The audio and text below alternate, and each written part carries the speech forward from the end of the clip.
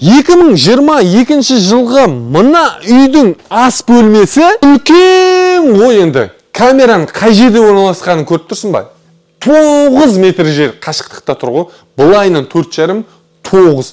Яғни примерно айтқанда 35 шаршы метр ғой ас бөлмесінің өзі. Түсіндіріп шығам. Қараңыздар, ас бөлмесі дегенде үлкен ас бөлме ғой. Планировкасы жағынан енді кіреберіс аймағымыз міне мына бөлік. Толығымен кафелденген кіреберіс аймағымыз, есігі жаңа.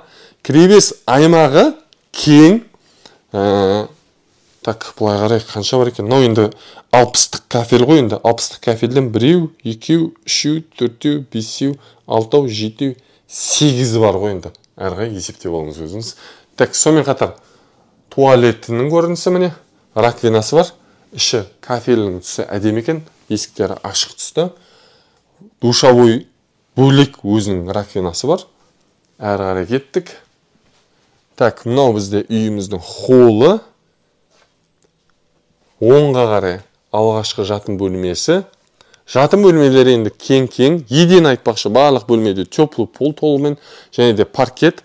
Холлдың жалғасы. И мына бөлікте тағы да бір жатын бөлмесі. Керемет баға, жақсы, енді жылы жағынан жақсы, тамаша енді жалпы айтқанда бәрі.